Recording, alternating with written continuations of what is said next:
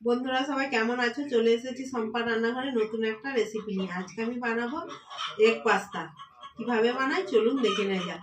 200 গ্রাম pasta নিয়েছি। পাস্তাটাকে প্রথমে সেদ্ধ করে নেব। পাস্তা সেদ্ধ হওয়ার জন্য কড়ায় জল দিয়ে দিচ্ছি। জলটা প্রথমে গরম করে নেব। সেদ্ধ হওয়ার জন্য 2 চা চামচ তেল দিয়ে দিচ্ছি।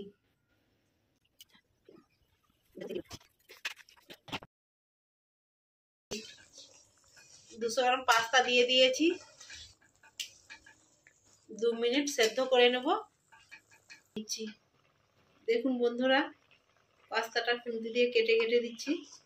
হয়ে গেছে, এবার সেদ্ধ হয়ে গেছে, নামিয়ে নিচ্ছি।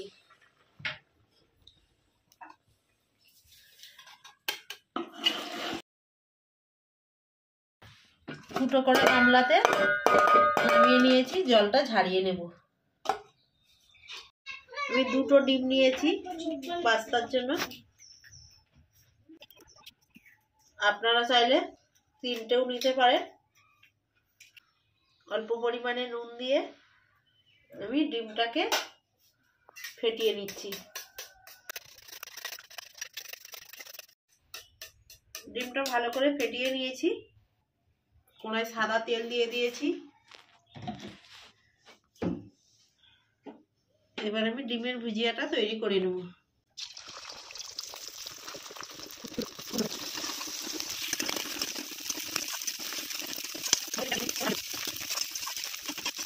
ডিমের ভুজিয়া তৈরি হয়ে গেছে, নামিয়ে নিচ্ছি।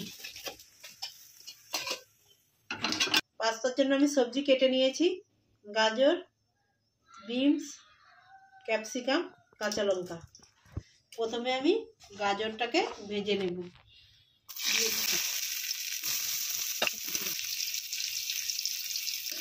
প্রথমে গাজরটাকে একটু হালকা করে ভেজে নেব।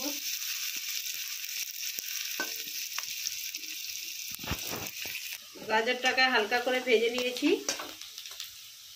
এবার বিনস দিয়ে দিচ্ছি। বিনস আর ক্যাপসিকাম দিয়ে দিচ্ছি।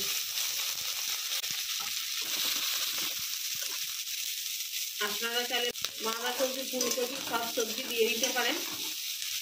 আমাদের বাড়িতে আর সবজি নেই, তাই আমি গাজর আর বিনস ক্যাপসিকাম দিয়ে পাস্তাটা তৈরি করে নিচ্ছি। সবজিগুলো কড়ার মধ্যে দিয়ে দিয়েছি। স্বাদ মতো নুন দিয়ে দিচ্ছি। সবজিগুলো হালকা করে ভেজে নিয়েছি। বড় সাইজের পেঁয়াজ নিয়েছি, পেঁয়াজ কুচি দিয়ে দিচ্ছি। টমেটো কুচি, একটা টমেটো বড় সাইজের কেটে রেখেছিলাম, আর কাঁচা লঙ্কা দুটো কুচিয়ে দিয়ে দিচ্ছি। আপনাদের বাড়িতে যেমন ঝাল খায় সেই পরিমাণে ঝাল দেবেন। 1 চামচ পরিমাণে সয়া সস দিয়ে দিচ্ছি। 2 চা চামচ পরিমাণে চিলি সস দিয়ে দিচ্ছি।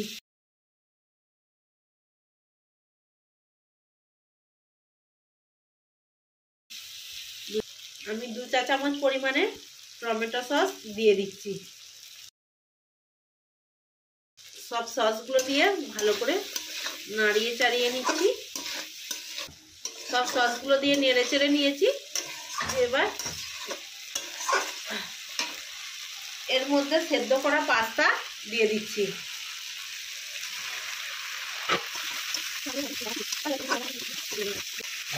আমাদের বাড়িতে এইরকম পাস্তা ছিল, তাই এই শেপের পাস্তা নিয়েছি।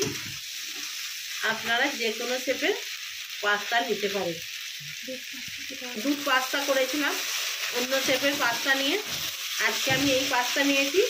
এবার আগে থেকে ডিমের ভুজিয়া যে তৈরি করে রেখেছিলাম এর মধ্যে দিয়ে দিচ্ছি। পাস্তার মধ্যে আমি 1 চা চামচ মতো ম্যাগি মশলা দিয়ে দিচ্ছি, স্বাদটা ভালো হওয়ার জন্য।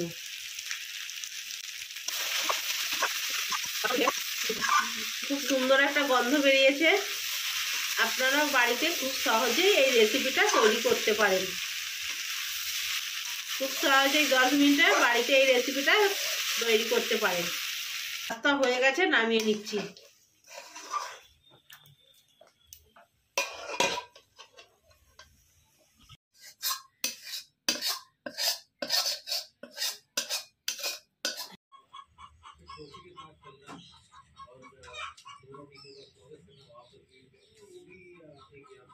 বন্ধুরা, পাস্তাটা খুব সুন্দর হয়েছে।